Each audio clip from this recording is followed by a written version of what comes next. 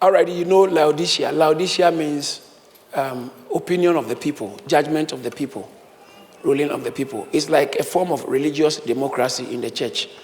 What the people want is what goes.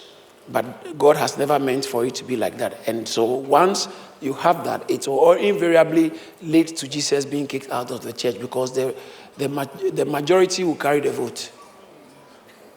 So this is what happened. Jesus outside of the church. And he says that these things say, so as he comes, as I told you, every church he introduces himself.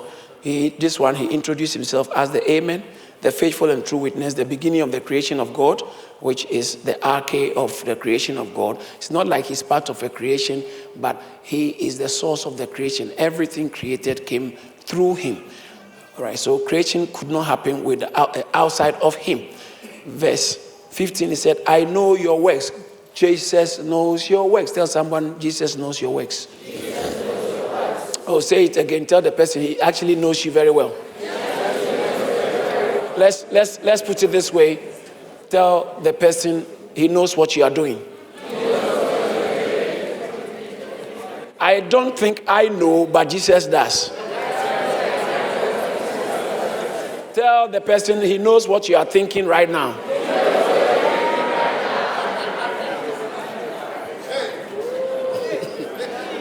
I know you. Come on, I know you. I know you. I know you.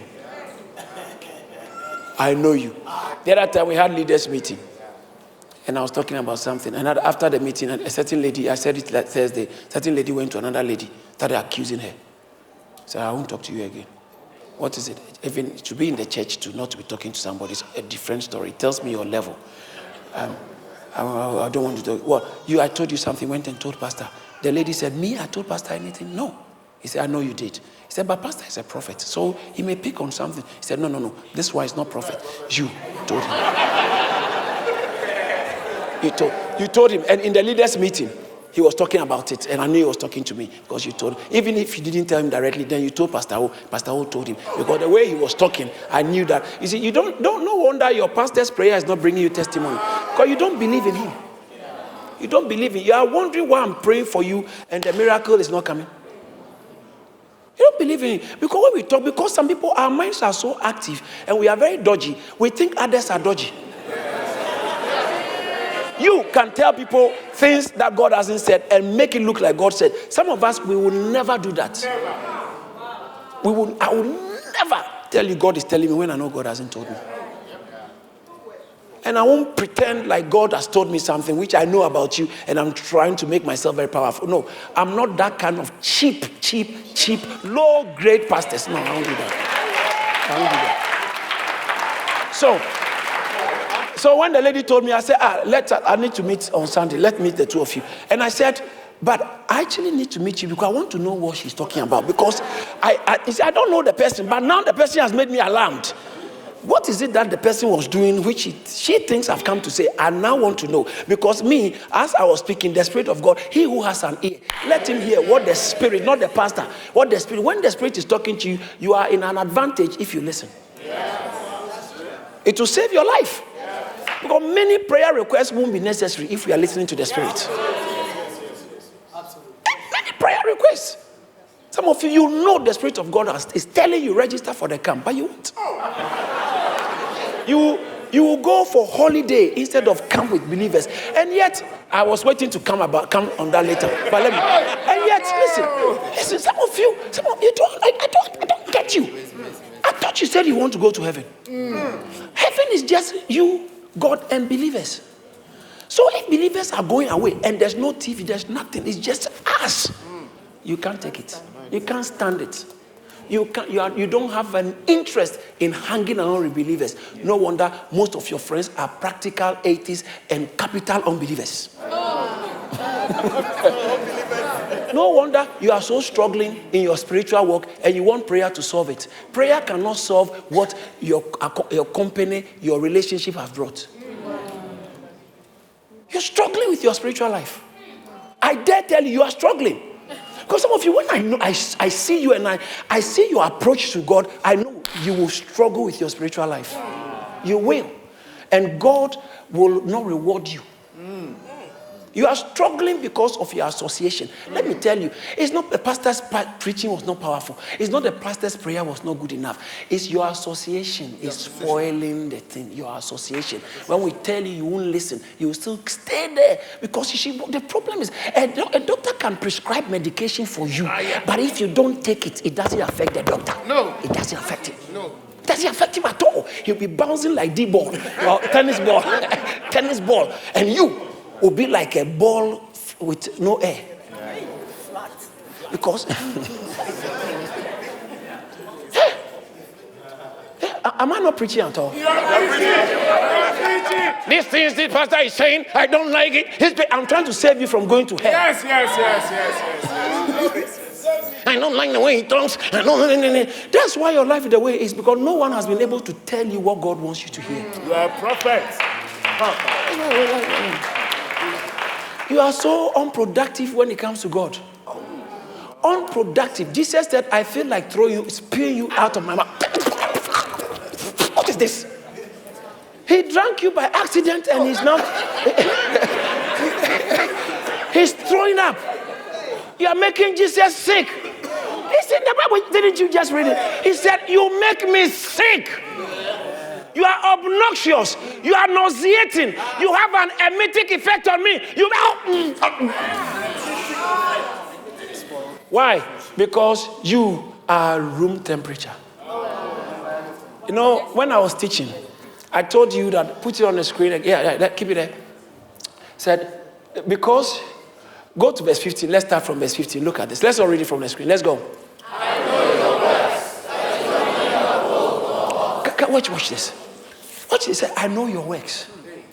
And what is it? What is he saying? He said, you are neither. That's your works. You are not cold. You are not hot. I know your works. Can you imagine the description Jesus is giving to a Christian? A church. This is not the world. A church. He said, I know your works. You are neither hot or neither cold nor hot. Then he says that. Let's go. Let's read the whole thing again. Let's go. I know your works, that you are neither cold nor hot. I could wish you were cold or hot. The next verse. So then, because you are lukewarm and neither cold nor hot, I'll vomit you. Say, oh. So what is causing Jesus to throw up? And neither cold nor hot Christian. It's only Christians who can make him sick. It's only Christians. I didn't tell you this earlier on. Somebody asked me, Pastor, you told us that you would teach us how to be hot. But you haven't done it. Really? Really? I'll talk to you about how to be hot. But if I do that, I have to also tell you how to be cold.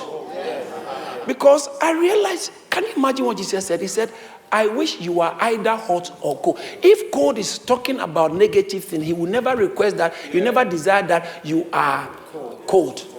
Do you understand that? Now, why would Jesus want to say that I wish you were in the world? No, he wouldn't say that. So that cold there is not talking about sin cold, like darkness cold. You are not doing things right. That's not what he's talking about. So that when we talk about hot, that hot there is not talking about fire on fire. I'm on fire for Jesus. No, it's not that. It's not I'm on fire for Jesus. So some of you are on fire for Jesus. Some of you are so cold like a freezer. No, that is not what it's talking. Because he wouldn't have said, I wish you were cold. Why would Jesus wish you were in the world? No. So now what is he talking about then? And he's wishing we were that. Do you want to know? Yes. Are you getting what I'm saying? It's very important. That is why I took my time to explain the history or the state of the city of Laodicea and the state of their water. I told you earlier on that their water source was coming from nearby Hierapolis. And Hierapolis was known for hot springs. And the hot springs was loaded with mineral contents because of the volcanic activities around that area. So when the water is, the spring, can you imagine spring coming out of the floor, and it was hot.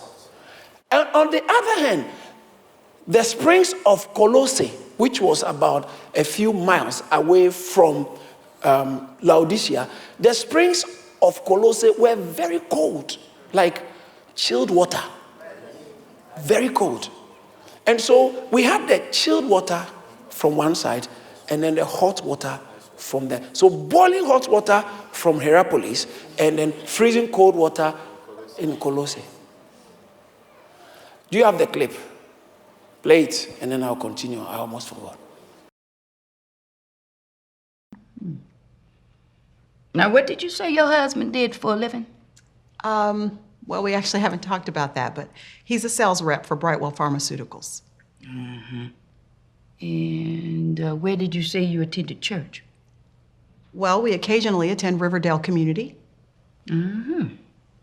So you would say you know the Lord? Yes, I would say I know the Lord. You think the Lord is okay with this asking price? Mm-hmm. Mm-hmm. And you have children? Miss Clara, my husband Tony and I have been married for 16 years. We have one daughter, her name is Danielle, and she's 10. She enjoys pop music and ice cream and jumping rope. Oh, well, that's good to know. Mm-hmm.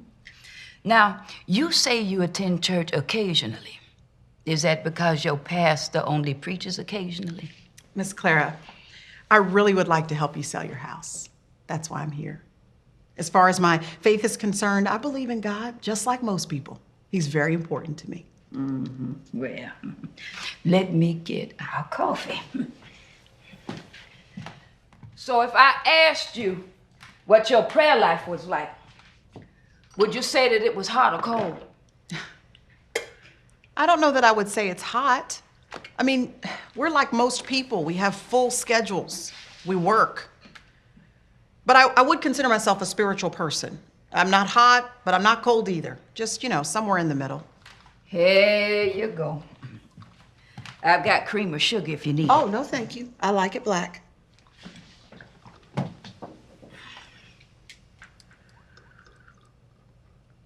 Miss Clara, you like your coffee room temperature? No, baby, mine's hot.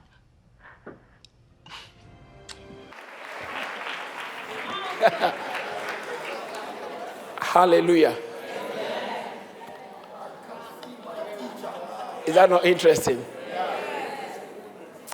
I don't know those of you who drink coffee or tea, but you don't want it to look warm. What's this?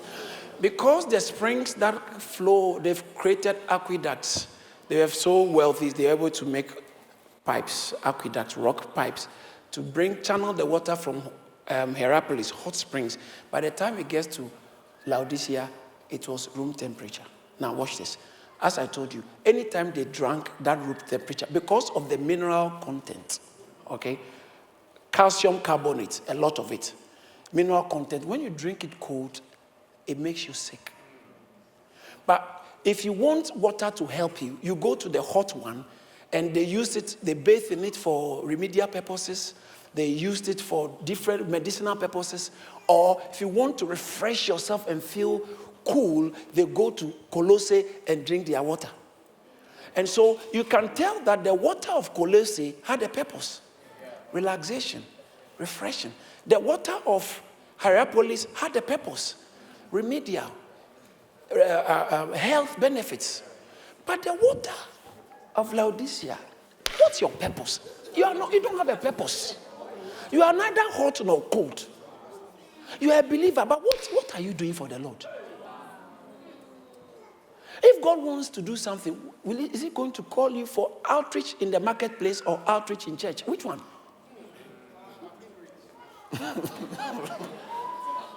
Purpose. Those hot water had its hot water had its purpose. The cold water had its purpose. So cold water is good. For a certain, when you want something, it's hot out there. Like possibly this coming week or a few weeks, it's going to be hot. You need some cold water. What you need is not warm. In fact, sometimes when I drink room temperature water, in fact, it doesn't matter how cold. I like cold water. It's not good. But the other time, someone said, Pastor, you are drinking cold water. It's not good for your voice. Pastor Creppy said, it's not good for your voice because your voice will break. I said, my voice doesn't know that. Because When I drink room temperature, most of the time, unless it's critical, most of the time it feels like slimy in my mouth. Oh, I'm not alone. Okay. I just don't like. But when it's cold, oh yes.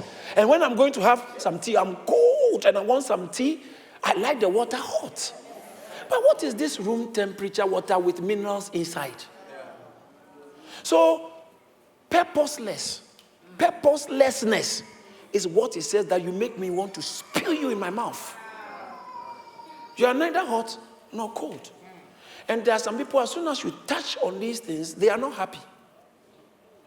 Really? Oh, yeah. I'm telling you, it's not everybody who is really looking for Jesus. Wow. I know.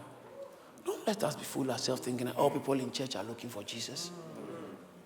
People can come regularly, but it doesn't mean they are regular seekers. Some of it is sociological reasons. Some of it for personal reasons, for looking for something. Others too, maybe family reasons. My mom said I should come, or my father said I should come. I followed my father or my auntie, and some come for husbands and wives. So there are different reasons, and people will not change. And that one, no one can do anything about it. On the last trump, on the last day, we'll find out. But Jesus said there must be a purpose to your life. So long as God is. I'm not saying you should be doing your work. Everyone works. But when it comes to the kingdom of God, what should you do? Who are you? He said, I know your works. Your works, you are neither cold nor hot. Tell me what I can use you for. A cold person, what am I going to use you for?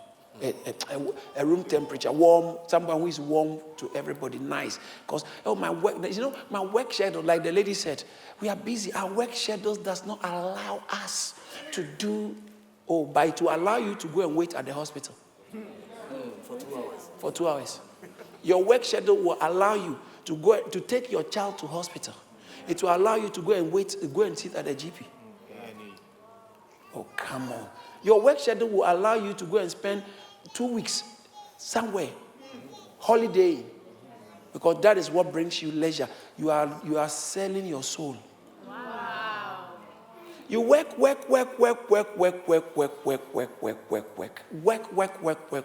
and now go for relief, having peace, enjoying, watching Mother Nature. Means you need Father God, but you are going to watch Mother Nature. I'm telling you, that is the industrialization, what it comes with. Industrial. So many people who live in cities, it's everywhere, not only in UK, not only in Europe, not only in the West, it's everywhere. In Africa, it's catching up so bad. Many people don't have time for God. Many people who used to be fire for Christ, they don't.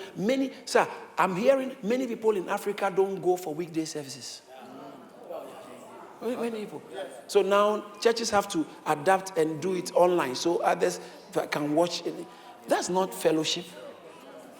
So it's industrialization. When you live in New York, it's a very busy city. And it has a way to affect your worship. When you live in London, it's a very busy city. So if you do not program worship, if you do not program God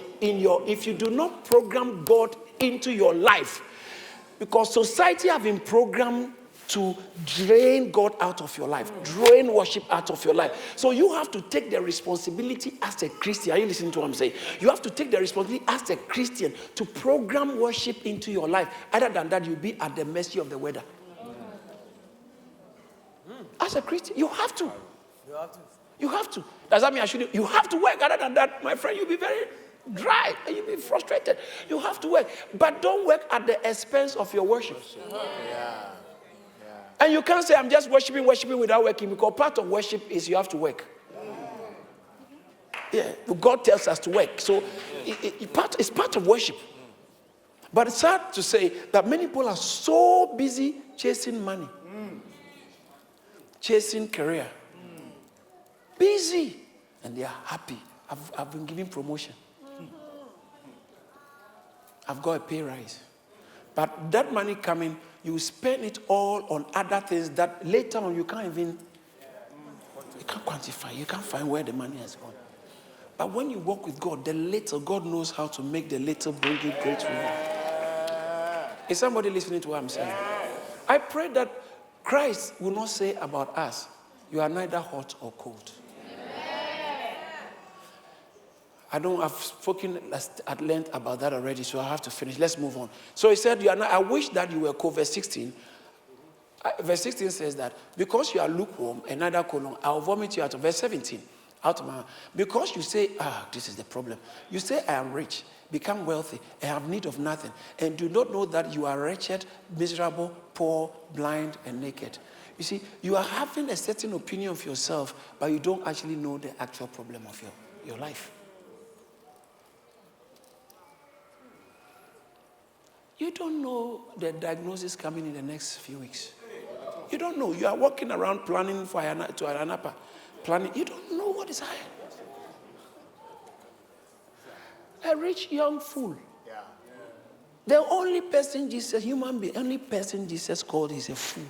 Is the one who didn't make provision for the days ahead in God, but felt like, let me enjoy my life. I'm going to blow time. I've worked hard. I deserve. Give yourself a pat on the back. You have worked hard. You deserve this treat. It's okay, but don't plan and ignore God, because your future is not in your hands. Your future is not in your hands. So he said that I know your works, you are not. He said, for you say you are rich. For you say, I am rich, have become wealthy, and have need of nothing. See, when sometimes a pastor can easily tell people who feel they don't need anything.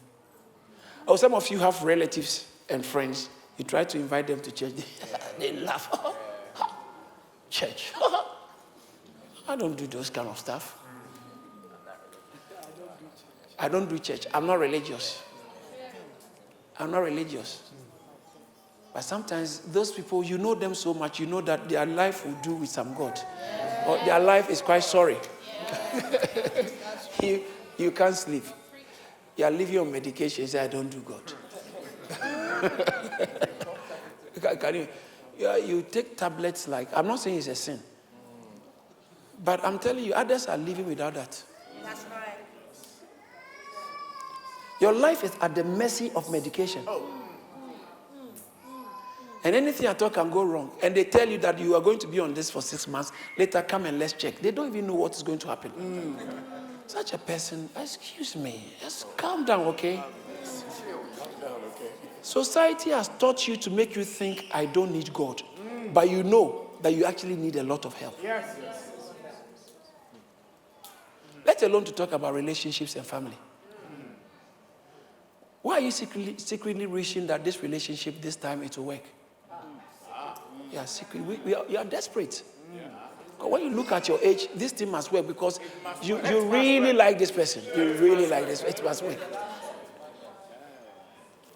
Am I communicating at all? Yes. Or some of you are too quiet on me.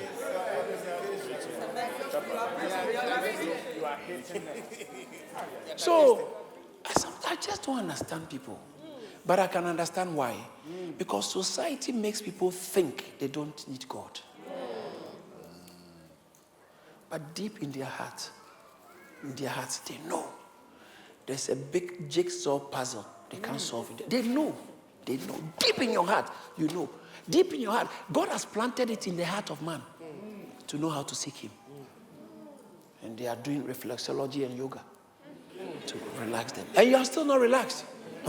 Yeah, look, that skin on your face is so tensed. Yeah. Now it's the new religion. That's true. But may I tell you, it's another means to contact demons. Somebody says, how can you say that? I've just said it. You can disagree. That one, no problem. I didn't quote a scripture, so you can disagree. Later on, I know you come for prayers. No, because I deal with demonology. I cast the devils. Yeah, I cast devils. So I know some of the means by which they come. Oh, how can you say that? I've cast more devils than you were asking me. How can you say that? Yes. And I'm still busy casting. But I've not made that my main assignment. My main assignment is to teach people so the devils don't come in. Yes.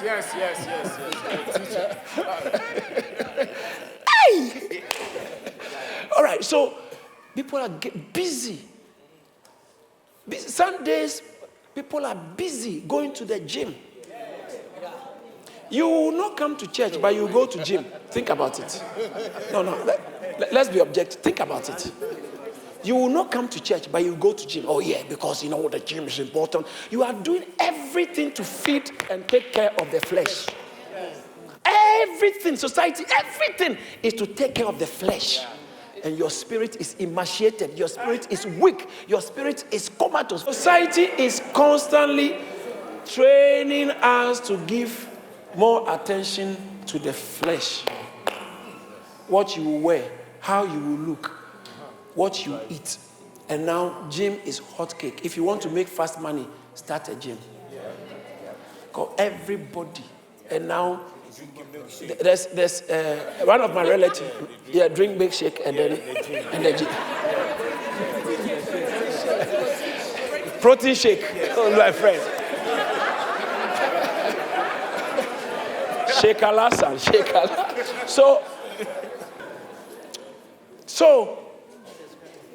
So it's important to understand that he said that you say you are rich. You say you are rich and have become wealthy and have need of nothing. But actually, your real condition is that you are wretched, you are miserable, you are poor, blind, and naked. That's a serious situation. Now, this clearly tells you it is a description of pride. Somebody thinks, I don't need it, I'm fine, leave me alone, I'm okay, I know how to handle myself, I know how to pay my own bills, I know how to make my own money, no one should be telling me whatever. Those people who say no one should be telling me, sometimes I feel sorry for you, Me, I need someone to tell me. Yes. Because there's so much I don't know. There's so much I don't know. That's why I keep reading, studying, and listening. I need someone to tell me. What if there is a thief, God forbid, sitting somewhere here? I need someone to tell me. So I can tell security, there's a thief over there. I need someone to tell me. I don't know. Some of you have come to spy on us, but I don't know you are here. Only my spirit knows, but my cognition doesn't know. So there's a lot we don't know.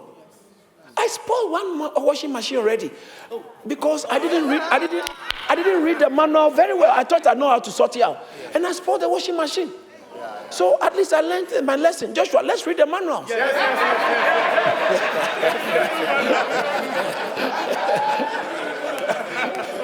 All right, let's get serious. I said, let's get serious. So he says, you say you are rich. Don't you see it's sad? For somebody who is, usually when somebody is getting drunk, he says, I'm fine. Oh, I'm fine. I'm fine. I know yourself. Sometimes people who love you, people who are close to you, they can see you and say, hey, something is wrong, you are not well. Like a certain pastor friend of mine, he said to the husband, Daddy, some wives call their husbands daddy. It's nice. Sister, you probably can try that and see. Maybe it will reduce the tension in your family. So he said, Daddy, you are not well. And the husband said, I'm okay. He said, no, Daddy, you are not well. So he said, okay, are you sure? Left him. But after the next day, he said, Daddy, that was, I think, between Christmas and New Year's. He said, Daddy, no, let's go to hospital. You are not well. He said, I'm okay. It's just that I feel tired. He said, no. So the wife said, make sure they when they got to the hospital, they checked her, they rushed him to intensive care. If he had not come, he would have died. Wow. But he thought he was okay. Yeah. He thought, a pastor friend of mine, he thought he was okay. They kept him in hospital for about 10 days. Because it was that serious. So sometimes you think you're okay. Jesus is telling you you are not okay. You say you are rich, but actually your condition is you are poor, you are wretched, you are miserable. You are wretched, you are miserable, you are poor, blind, and naked. All right. So their pride was stopping them from identifying their problem. So first thing is you are lukewarm. Second problem is what? You are proud. Third problem. Let's move on.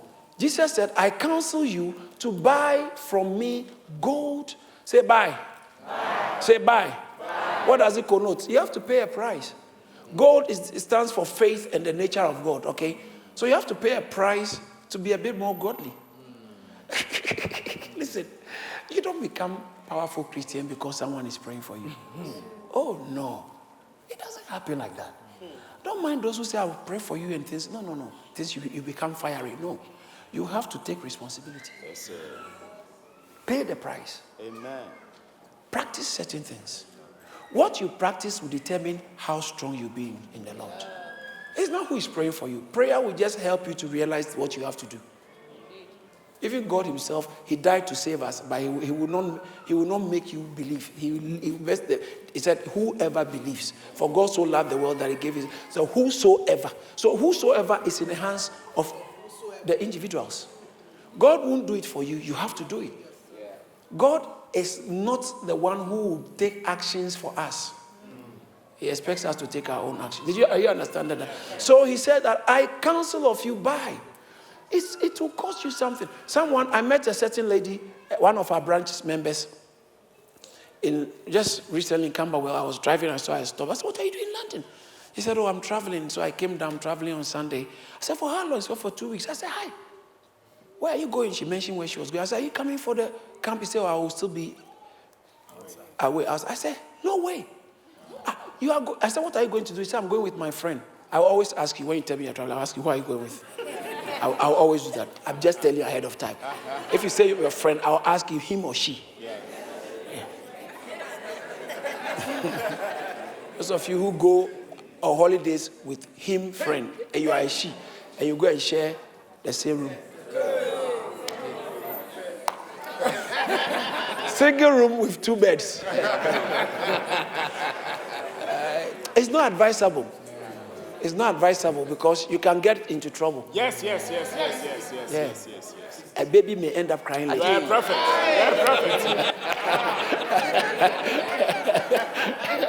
I don't know what. Please don't tell somebody you went and told pastor. God is talking to you. You get to know your work. So he said, I said, are you not coming for the camp? He said, no. I said, cut short the holiday. Believers are gathering in one place, and for about 2 days, it's just us. You are exempting yourself and going to somewhere, Spain or something, or to just go and be, and said, we are going to enjoy. No. But all of you should understand that, obviously. Just maybe you have worked hard, I want to go away. It makes sense. But some of us will prioritize holiday over camp. And you will say, I don't have money. And some, you know how they put it? They say, I've booked the holiday a long time ago. What? I'm paying bit by bit. I'm paying bit by bit. Are you getting what I'm saying? I booked holiday a long time ago. Listen, I'm just trying to bring somebody's attention to something something very important. Queen, it's nice to see you. I've been looking for you. I'm trying to bring somebody's attention to something very important. Because most of us prioritize a lot of natural things over spiritual things. Listen, the reason why your spiritual life is so low and very concerning is because one of the reasons is your association. Because the people who can help you be on fire, you don't like their company because they are not posh enough. They are boring. But they are the ones who can make you pray. They like prayer. They like church. But your situation, you also want to be on fire. But your association is not helping you. At least, I know you have some friends who understand everything, your business type and all that, your style of. But at least make friends. In the absence of somebody who will stir you and challenge you onto good works, make 1 or 2 friends for that purpose. But at least I know if I get this one, if I keep talking to them, if I will tell me, are you not coming for cake group? Are you not going for prayer meeting? Are you not going to church? There are some people, if you tell them today, I feel tired, I don't feel like going, they'll tell you, yeah, even me, I really, let's. But there are certain other church sisters, church brothers, if you tell them, say, hey, sister, no, brother, no, you can't do that. Let's overcome the devil. And then later on, you get up and say, sister, thank you. You know those people, but you won't move. You will not move towards them. Are you listening to me? You will not move towards them because you want to maintain a certain status, social status, wear certain type of dresses, go to certain type of meetings and functions because of this class, because you don't want to associate with this type. You are so posh. You can't associate with that. And because of that, you are compromising on your spiritual fervency. It's a price. He said, come to me. Buy! You have to pay a price. Yeah. Spirituality doesn't, those people who say, oh, they prayed for me and I've come on fire. It doesn't work. Nobody can pray for you to come on fire. You have to take steps to come into church. You don't just, something will carry you. And then no, you have to get up, take a shower. Some of you you have to go through a process in order to come to church. Some of us have traveled from very far, but is it not worth it? It's worth it. It's not. Don't brand it as religion. It's your spiritual pursuit. You are pursuing something, and God will reward you. And God will see when you get closer to God, you get closer to your testimony. Jesus said, "I'm counseling you. I'm advising you. Buy of me. What you need is from Jesus." Jesus is the only one who has what the church needs. Yeah.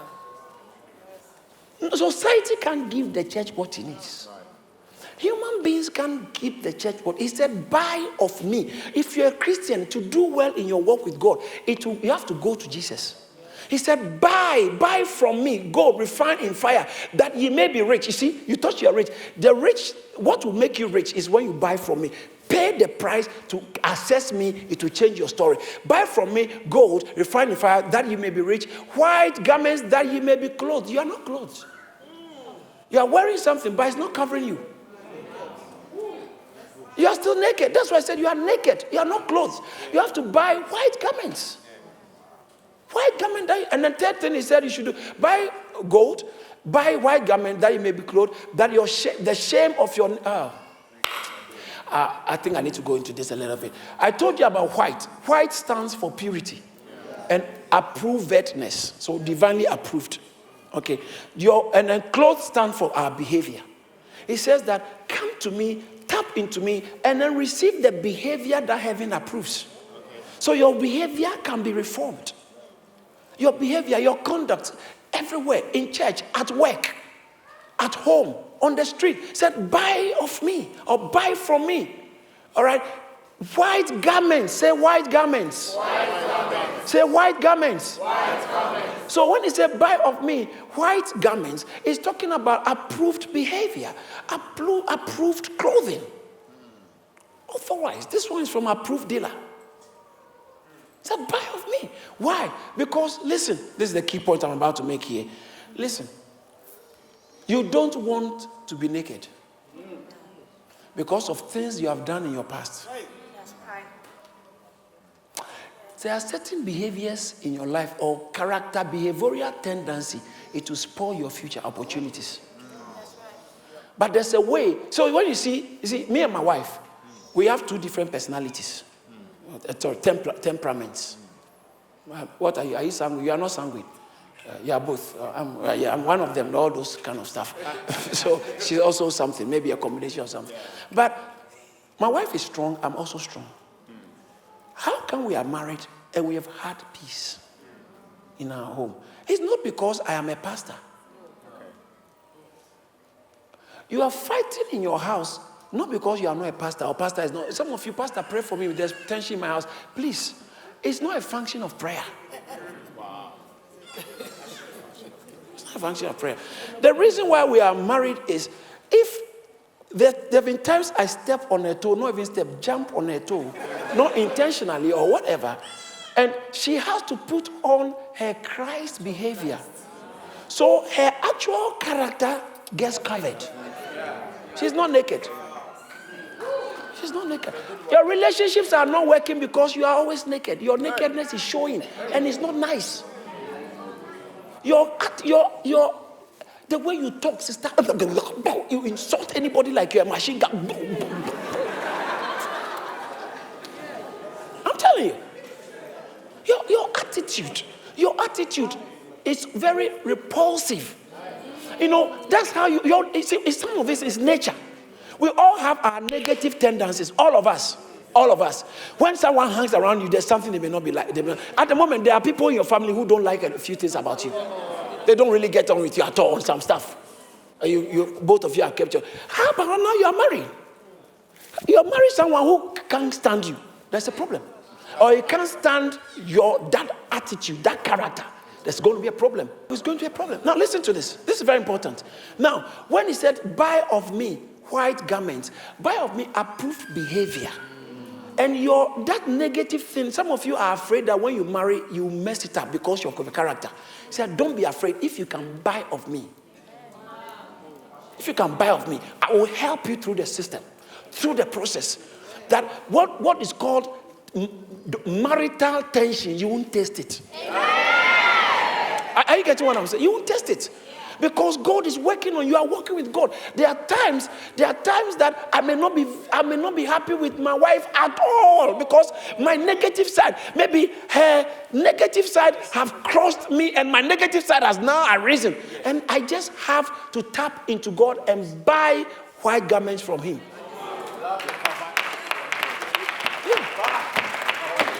And by the time you realize, Pastor has slapped his wife. God forbid. You understand what I'm saying? You get what I mean? Because anyway, even if I was not born again, I won't do that because it's not in my background. I've never seen a man slap a woman ever in my life. Right? But some of you, your dad, that's his natural behavior. And so the tendency is also in you. And if that nakedness gets shown, it's not nice. You may end up in prison. But I said, buy of me approved clothes, that your nakedness will be covered. You will be shown. You will be exposed. It's not that he's hiding you, but your nakedness doesn't have to show. And you think you are clothed, but you are not clothed. Some of you beautiful, I'm going there. Some of you beautiful and gorgeous ladies. How come you are so nice, but you have never been able to sustain a distant relationship for long? You are very nice. I mean, when you walk, these are legs. When you come, this is chest. When you shake, this is bum bum. Hey!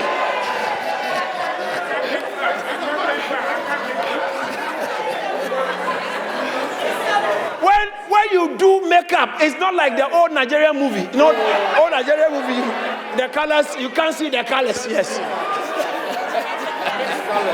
The colors are mixed. When you do makeup, it's not like the other one whose own is like watercolor. Your own is precise. It's like laser. They design you with laser. Look at how pretty. Sometimes I don't understand why there are so many very attractive ladies who are not married. Listen, it's a mystery. With the way you are pretty, you should have been married. But no man will come to your life and want to leave. Because you are like gold. Your beauty is...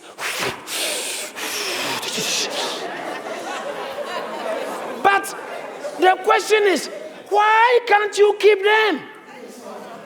At your age, you already have 5 boyfriends. And yet you are 25 with 5 boyfriends. I'm talking about serious boyfriends. Hey, why? Because when they come, they like you. They want to be with you. And then as they come close, no. Don't think about that. Some of you, your minds go too far. You are in church, for goodness sake. So they see you are so pretty. Come. They see you are so pretty, lady. Oh, and he told you that he can sacrifice anything in the world for you. He said, anything, I love you. I want to be with you. After all that, when he saw your not natural nakedness, please, those of you. When he saw your naked character, Charlie, this one I can't take it. This one I can't take it. I can't take it. And now you are chasing him. He said, oh, please, I'll call you later. I'll call you later. I'll call you later. Because he saw, brother, look at the car you are driving. No woman is comfortable with you apart from those who don't have any sense of future. Because the way you are, you insult them, you don't respect women, you don't respect anybody, you talk like you came from the moon. When you open your mouth, everything is coming. And you say things like, as for me, I say my mind. You are not grown up. It's children who say their mind every time.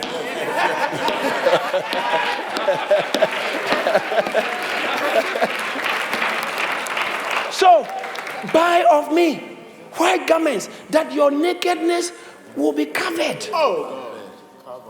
I am, see, that you may be clothed, that the shame of your nakedness may not be revealed. It is there, but it shouldn't be revealed. Though. Your mother, sometimes when you are married, your mother will will advise you that, this is somebody's daughter. Don't do your things. Oh yeah, your mother will tell you, or your father, whoever is close to you, your relative will tell you that, please, those your things, don't take it into the marriage. Simmer down, yes, don't take it to the marriage, because if you bring it, and sometimes, why is it that there's tension between you and your spouse, your wife, your husband, and your family members are more against you because they know you. They know your nakedness. The shame of your naked, and they are saying that the thing has started showing. Oh, our daughter has taken her thing there. Some of you don't know. Your mothers have been calling me to pray. You don't know.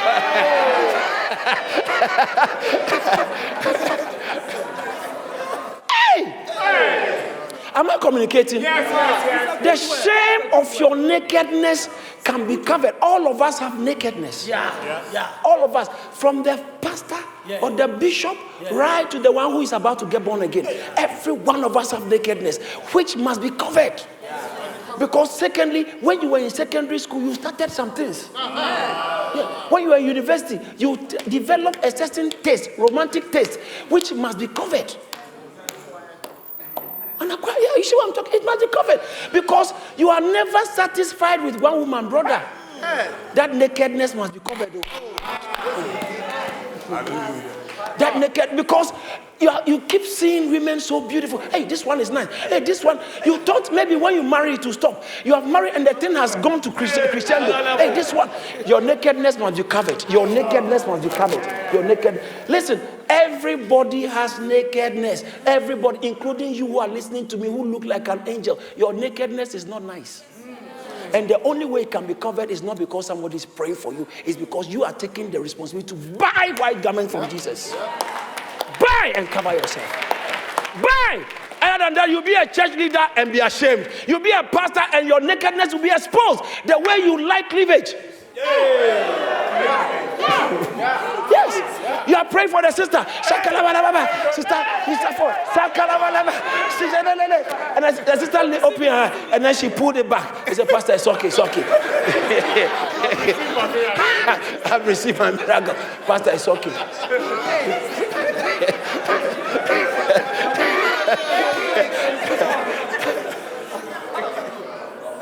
You know what I'm talking about? You are in church. And yet your weakness is very disturbing. Very disturbing. Some people can get angry and leave church and go home. See, your nakedness is beginning to show. Your nakedness is beginning to show. Every one of us have some character traits that must be covered. Because you can lose a job. You can lose big contract. You can lose your destiny because of your character. You can lose the biggest opportunity in your life because of your temper tantrum. But he said, buy of me. The key word is that you have to invest. It will cost you something to cover. Buy of Christ. Prove yourself to God and buy it. Wow. It's a good word. How you look at this? Said you are rich, but I said you are poor and you are naked. That's the problem. Listen, things are working for you, but your character is not covered. That's how come you got that biggest job, biggest opportunity to work in the bank, and you went to steal money. How come? Because that nakedness had not been covered. You said you are rich, but you are poor, you are wretched, you are miserable, you are naked and blind. How about the blindness? That's the next thing. It says that, and anoint your eyes with eye salve, that you may see. There are people fail. There are people in church, they don't see. It doesn't matter what you are teaching them, they will sleep. They don't see. And when you are reasoning with them from scripture, it doesn't go in. Some of you are trying to make unbelievers see why you come to church. They won't see. Their eyes are sore. Blind eyes. Blind eyes. I know your father has been in church longer, but it's not the kind of church they teach Christ. And so she's trying to advise you on how you should pursue Christ. He has never pursued Christ in his life. He's just been religious. So they know the Bible stories and the content, but they don't understand. Their eyes are blind. So there are people who suppose they know, but they are blind. That's why what you need most in your life is a teaching pastor. Teaching pastor. Are you getting what I'm saying? It's a teaching pastor. Because some of you, if you are exposed to the teachings of God's word, that will be your biggest breakthrough. Your life will begin to take a different turn and you do well. So it says that anoint your eyes with eye salves, that you may see. It says that anoint your eyes with eye salve, and anoint your eyes that you may see. That means you are not actually seeing. You are you are not blind, but you are not seeing. Because your case, you can see. But that's why I say you are blind, because what you have to see, you are not seeing. Some of you are fighting in your home. You are fighting over pancake. Don't tell me someone came to tell me, okay. You are fighting over pancake and fried eggs. Fighting. And you haven't realized that the state in which you are, that's the time you are. Husband and wife, I told somebody some time ago, when the husband and wife are trying for a child for a long time, they must be careful when there's tension between them. And most times, if the devil is behind it, the tension arises when in the time of fertility, when the woman is most fertile, then there's tension. So everybody's sleeping back. When the open window, that's when, you see, so you don't realize that the enemy is attacking. Open your eyes and identify what the actual problem is. You are arguing over heating. You are arguing over window or toothpaste which has been pressed in the middle.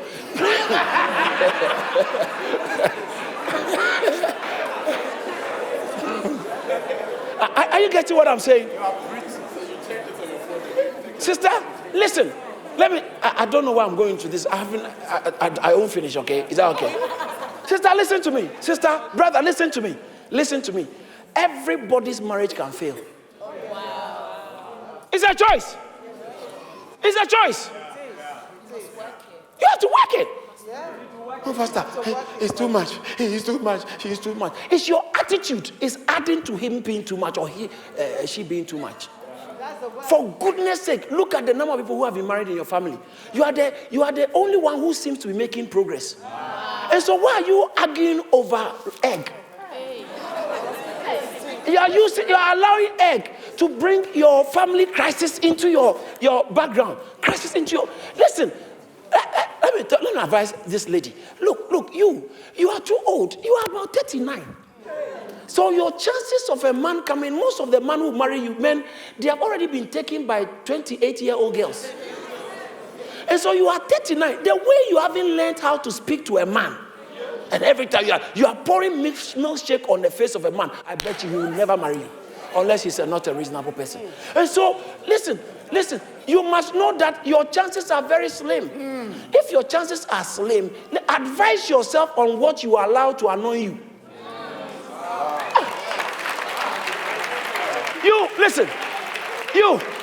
Tomorrow you have a very big court case. And you came and this usher who always as arrogant or funny began to talk to you in a way that annoys you. And you forgot that you have a court case. You are blind. You are arguing there. So all throughout the praise and worship. Hey, are you blind? There are major important things. But your wife is pregnant in a car. She is in the last stage of her third trimester. She's in the 39th week or 38th week, heavy.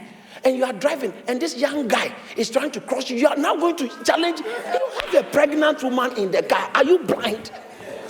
You have a pregnant, and your baby, they just been born. Are you blind? Baby on board. Are you blind?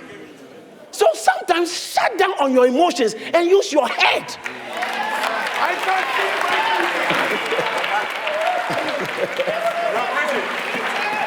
I feel like preaching.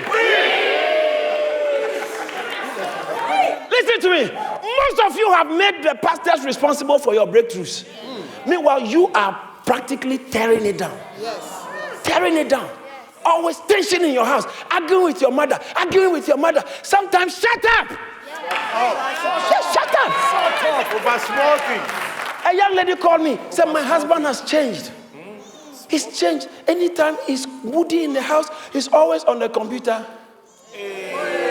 He's always on the computer watching games, and when he comes from work, he comes late. He doesn't engage me. And I'm wondering. And anytime I ask him any question, you can tell he's on the edge to get angry. And so something happened recently. The way he spoke to me, I didn't want to react because already he is not. So, Pastor, I just decided I don't talk, and I'm always nice. That's a wise woman. That's a wise woman. You are always talking, me, this is how I am. Listen, how you are is going to block you from where you must go. Wow. You are the reason why conditions, especially marital conditions, relational conditions are the way they are. When I'm telling you my wife and I are, by God's grace we are. No. Sometimes we have fellowship. Sometimes I'm not happy with her at all. And sometimes she's not. In fact, the other time, when was it? Wednesday, I was in the kitchen and I started talking to her. I said, this you do. This one. Let me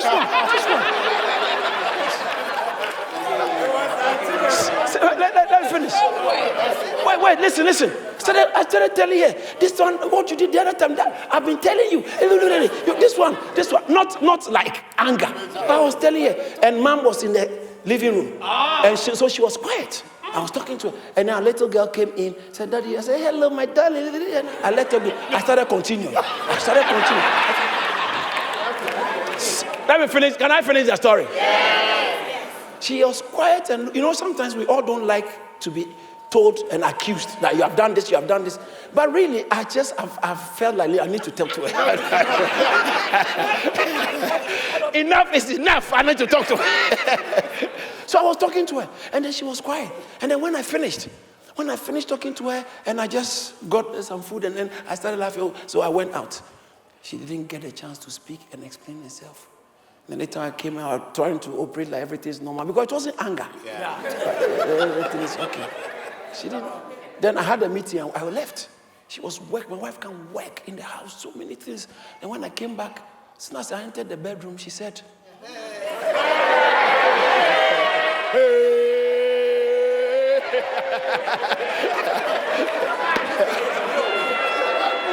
oh, yeah. She said, tonight gonna be a good.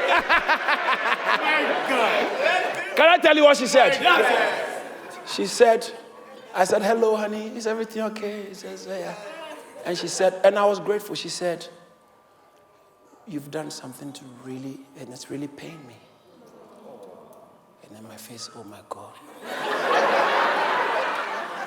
And I stood and I was looking at her like a child who has been caught stealing sweets.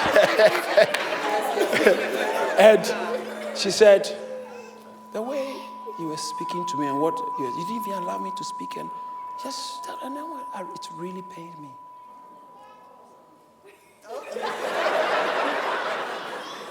This one, even if I was blind, I would know.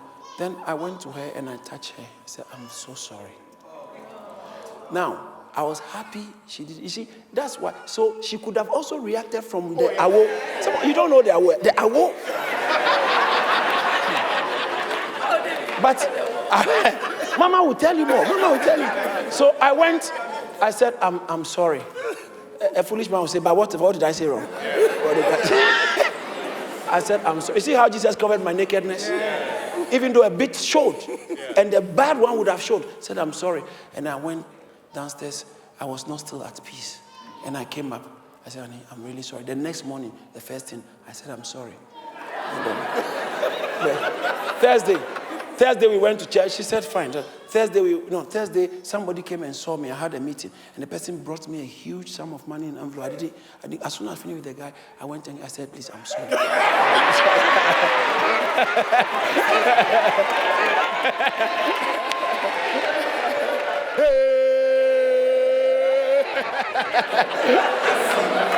Please be seated. It is not natural to just keep saying sorry, or it's not natural. And it's like nothing has happened. We are fine because she saw that I meant it. And so she also sees fire. She sees fire. But you have allowed the thing to escalate. So, most of you are coming to tell me about your marital problems, but you are the engineer. You are creating a lot of problems at home with this, your nakedness. Cover your nakedness with the garments of Jesus. Behave like a Christian. Behave like a Christian. That's what I'm trying to say. Behave like a Christian. Sometimes shut up and say, don't say I'm tired. You are not tired. Don't say I've tried my best. Forget it. There's never any best. Keep doing it. Wow. Buy of me. Anoint your eyes. Most people, you'll be shocked. All this I'm saying, they can't hear you. They don't see. They need the eyes out. Would you believe I couldn't finish this thing? Eyes out.